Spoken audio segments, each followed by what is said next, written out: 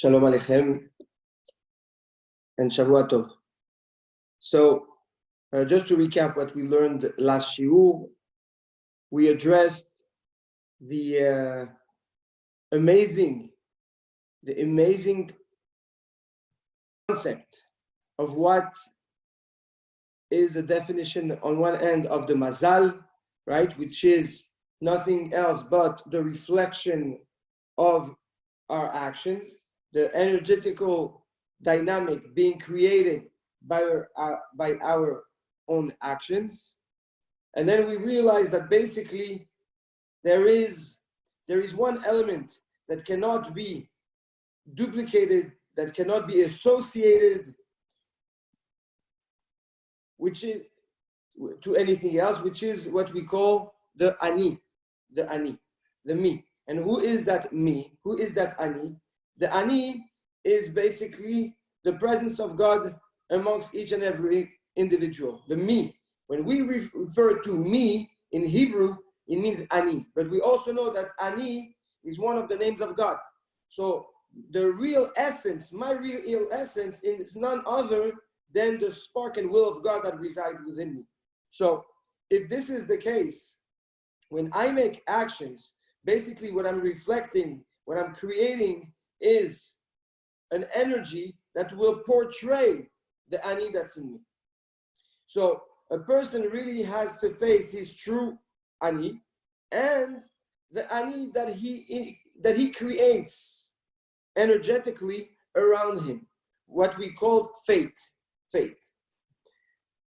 So we also addressed how accurate the timing is and the importance of the Sefirat HaOmer, counting the Omer, the 49th day that we count, the day of Pesach, all the way to Kabbalat Torah, to Matan Torah, which is on the 50th day, a day we don't count, and we'll get to that in a second.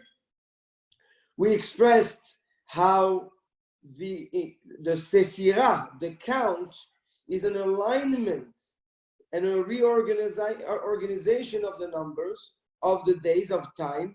It's a structure that aligns the number one before, one after, this number by the side of that number. And through that count, a person creates a sipur, a story, right? That also comes from the word Sefirah. And through the count, he has the ability to get to what is called sapir, clarity, something crystal clear that will allow a person to keep having a direction that he wants to target, a goal that he wants to achieve. On an individual level, every one of us have the obligation to count the Omer. Like we said, from the second day of Pesach, we count the first day of the Omer, second day of the Omer, until 49 days of the Omer. To get to where? To get to an end goal, to get to a certain result. Now, this result, in this specific case of the counting, is called Shavuot. Shavuot is the day we received the Torah, the Bible from God. Now, we need to address something very important, is that even the end goal is out of the count. What do I mean by that? We addressed in the last shiur that the ani, the me, is an essence that I cannot merge with anybody else. If I say I and you and him, well, I say you, it's not me, and him is not me. I cannot say me and me and me. Right? This is the one essence that cannot be shared, that cannot be fusing and merging with anything and anyone else. To the opposite of everything else in creation that can actually merge and be counted as a whole. When you bring a lot of people together, people can now become one voice, a community, a people, a group that identify themselves by the same vision, by the same belief, and they will talk as an I, as an ani. Very good. So the ani is not something that is part of the count. Very good. And this is what is actually counting. This is what I'm using in order to progress in life. and to align my ducks and to be on a direction of a goal. I need to empower the Spirit of God, the potential that God has blessed me with, and use it and bring it out in my day-to-day action in order to get to a goal. Now that goal specifically also is out of the count. When we count the Omer, we count 49 days. But on the 50th day, and we need to address and specify that the 50th day is not a day you count. You don't say today is the 50th day. So it's out of the count. We reach our goal, and that goal is Kabbalat Torah, receiving the Torah. Okay, great. What's amazing is that this individuality, this individual work that each and every one has to do to count and prepare themselves to that end goal, to reach that famous day, is also something that is applied on each and every one of Am Yisrael. Everyone has the obligation to count. So if you have a more panoramic idea of the situation, is that each and every one has their own ladder, has their own path, their own sephirah, their own count. Everyone is counting for themselves, but everybody at the end reaches the same goal, the same day, the same ma'amad, the same moment in time, which is the Kabbalat Torah. So we go from individualism to what? To a perfect unity that brings everyone together. The one thing we see here is that there is a perfect connection between the Ani that is out of the count and that is going towards its goal, towards its objective, which is also outside of the count. So obviously there is a harmony, there is a connection, an essential connection between the Ani and the goal of the Ani, since both are out of the count and both want to get together. And how do we bring the goal and the Ani together? Through the count. So as a starting point, you have a lot of Ani, millions of Ani, and each Ani counts on its own way, its own path, its own direction, on an individual base. But everybody is reaching the exact same goal, to become one. And this is Matan Torah, this is Shavuot. The importance of counting is crucial to the identity and the exteriorization and materialization of your potential. The Zohar Kadosh says that a person in Daf Tzadik Zayin, if I'm not mistaken, Daf Tzadik Zayin, it says that a person that does not count the days of the Omer is considered impure and outside of the Klal. A person that is impure is a person that is not part of the community. An impure person has to be outside of the community. Meaning, if you don't count, it means that you don't feel the need to identify yourself to the goal.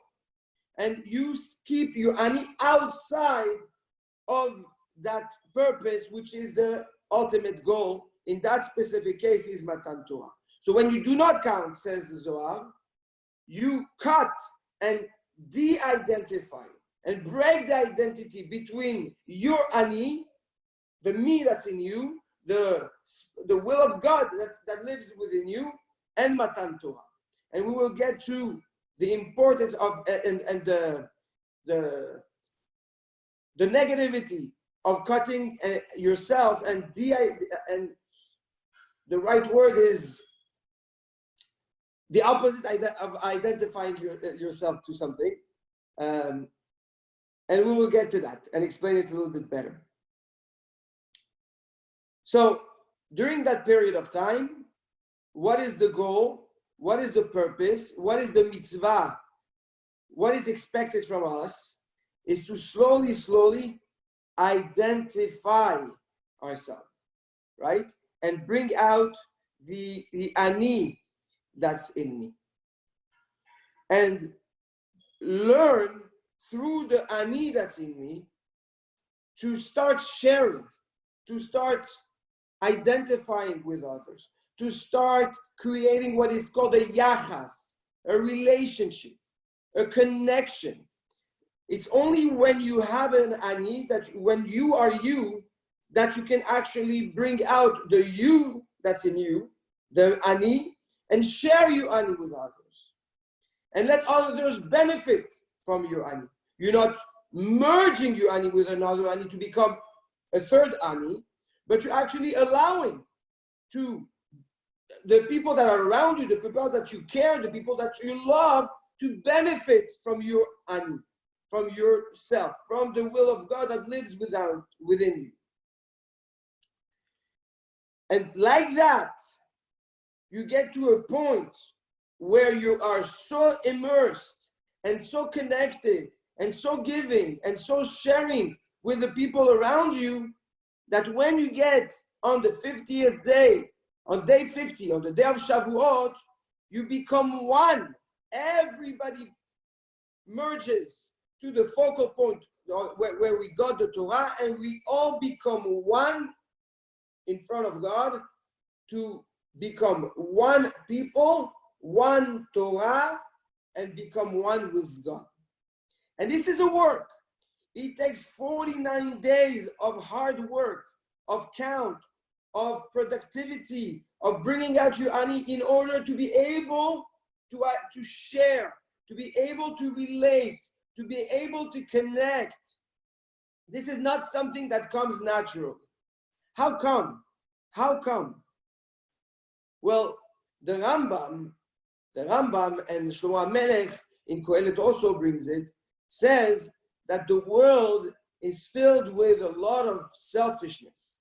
It's filled with lies. It's filled with people that have ulterior motives, that are bitter with life and destroy the harmony of connection, the harmony of unity. Why is that? How come? What's the problem? Since if there is an ani inside of me, what's stopping me from being the ani? So the Gemara, the tractate in Masechet Shabbat, page Kuf He, the Gemara on the pasuk Lo yeh becha el zar, you should not have in you a foreign god. The Gemara says, Ezehu koach sheba adam el zar, sorry. Who is the foreign god that is inside man? It's the Yetzer Hara. It's the Yetzer Hara. The Yetzer Hara is a foreign essence that comes and takes control over us, over ourselves, over the ani. And when you say, I didn't want to do it, I didn't want to act like this, or I didn't think, or ani, right? The I that you use is the I that is really the Spirit of God, the clear you. And the fact is the impact of this foreign God that lives within us and that controls and paralyzes us. So if you will, the ani becomes the eved, becomes the servant of that foreign power, that tendency that takes over me and paralyzes my brain, paralyzes my vision and clarity, and forces me to react a certain way. Interestingly enough, the only individual, according to the Torah, the only individual that does not have the ability to share, to relate, and have yachas, and have a relationship, and a identity with, a parental relation with, it's the Eved, is the servant.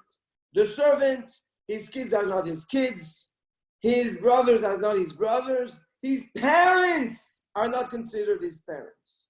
He is totally isolated.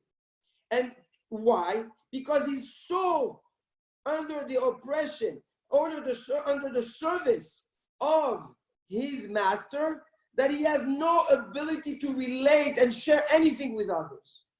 This is the definition of a servant in the Torah.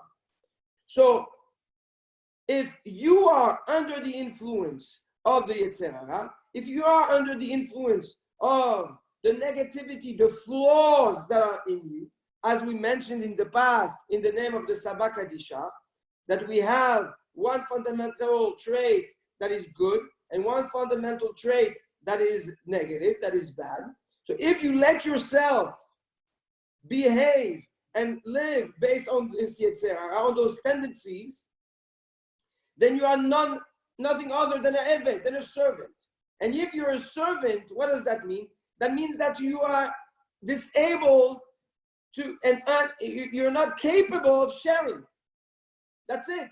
Your ability to enhance, to enlighten, to share, to partake, to relate is completely inexistent. Just like the definition of an Eved.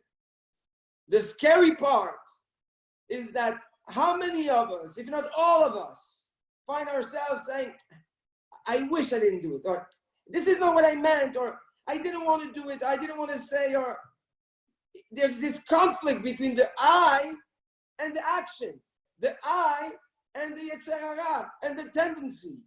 So everyone is somewhat an Eved, a servant to our Ani is a servant to this Yetzer Hara. The period of Sefirat HaOmer is to build this clarity, to build through a process, through a count, through the alignment of our dogs, through a guidance, a direction, 1, 2, 3, slowly going up the ladder, we bring what is called the sapir, the clarity. We bring back clarity to our lives and slowly start sharing and connecting and have a yachas with the people that are around us. And start identifying ourselves, sharing and bonding and connecting and giving. And the work of the fusion or the relationships start to happen. This is the purpose of this period of the year. If this is the case, and now we understand better the importance of the count and the danger of not counting, because that means that you're impure, you exclude yourself. If you don't count, that means you choose that your ani is a Eved, is a servant. And by default, you choose to stay a servant and not enable yourself to start sharing and opening your eyes to the potential and the ability you have to overflow your wisdom, overflow your kindness, overflow your energy, and enhance and impact the people around you. Very terrible, says the Zohar. Impure, disconnected. This gives us now more clarity on the reason why the students of Rabbi Akiva perished during this period. The rabbis tell us that the reason the 24,000 students of Rabbi Akiva perished during this period, lo nahagu kavod ze lazeh. They didn't show kavod to each other. That's the simple understanding. But the deeper understanding, lo nahagu kavod ze, they didn't give the kavod of ze, lazeh, to the other.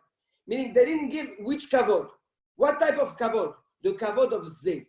What is ze? Ze is the numerology 12. 7, zayin and he. 7 and 5 equals to 12. which refers, says the Or HaChaim HaKadosh, Saba Kadisha Alav Shalom, and many more, that the Zeh, that represents in the Torah the Achva, the unity, the harmony, the love between the brothers. The Or HaChaim HaKadosh explains, Alchu Mizeh, when Yosef goes and looks for his brothers, the person that he sees on the road tells him they left from Zeh. They left from the heart, from the unity of the brotherhood. And this is why Yosef HaTzadik also asked his brothers to take his bones out of Egypt with him. And he says, Mizeh itechem. Tikhu et atzmotai mizeh, you will take my bones from this. Mizeh itechem. From the achva, through the achdut. So zeh really means harmony, unity, brotherhood. Lo nahagu kavod zeh, they didn't give the kavod, they didn't respect the harmony and the love of the brotherhood between each other. So by default, for some reason, they went against the purpose of that time of the year, and Hashem made an example. Instead of building the harmony, instead of building the ani, they nurtured the eved that's in them, that separated, that seizured the bond and harmony of the brotherhood between the students. Until Rabbi Akiva himself rebuilt the world of the Torah with 5 students, and one of them is Rabbi Shimon Bar Yochai. Rabbi Shimon Bar Yochai, as we know, was 12 years in a cave, trying to escape and hiding from the Caesar of the time that wanted to kill him for expressing his opinion on Rome and their influence at the time. So he went with his son Rabbi Elazar and hid in a cave for 12 years. We know the story. Rabbi Shimon goes out of the cave and he hears that there's a rumor that the Caesar died, the person that wanted to kill him died. So he's free, he's safe. He goes out and he sees a man working the land. And he got so upset, he couldn't understand. How can you waste your time working the land? And the Gemara tells us, he turned the man with his eyes into ashes. So God tells him, this is what you left the cave to destroy my world, go back. So Rabbi Shimon goes back into the cave for another 12 months and then comes out. And he sees a man on a Friday walking with some hadassim, some greens to put at home for Shabbat. No mitzvah, nothing special. And he said, look how beautiful, how this person is going out of his way to bring flowers at home for Shabbat. Here, Rabbi Shimon went from judging and not having his place in the world to looking with a good eye and finding what the mitzvah, finding the positivity in every single action of a Jew, of a person. And then Rabbi Shimon became Rabbi Shimon. And this is, to my opinion, one of the reasons why he passed away during that period. And we transit from 33 days of mourning, 2 days of happiness. And the emblem of Rabbi Shimon is a big fire. We bank fire, huge fires everywhere. We make big fires in the honor of this rabbi. Why is that? The Arizal tells us that Rabbi Shimon came from the soul of Moshe Rabbeinu. And we know that Moshe Rabbeinu had in him and was Shakul Keneged Kol Israel, represented the entire Jewish people, the entire community. So Rabbi Shimon himself too was able to go from a judgmental eye, from an eye of how can this guy waste his time, and questioning and judging, to a place of love, to a place of upliftment, of sharing, of connecting. And that led him to become Rabbi Shimon, like as if he was all Klal Israel, he was the entire Jewish people. So this, as we know, the Ner Neshama Nishmat Adam, right? The Ner Mizan Nishmat Adam. A Ner, when you light a candle, it represents your soul. So when you light a big bang fire, you're representing the entire community, the entire Am Israel. And this is what Rabbi Shimon was. And this is what the work of the Sefirah is. To build the connection, to build your ability to connect, to share, to shine. This is what we're here. This is what we're working on right now. So Rabbi Shimon was the tikkun of the flow of the Talmidim of Rabbi Akiva. And Rabbi Shimon was the Talmid of Rabbi Akiva after Rabbi Akiva lost his first 24,000 Talmidim.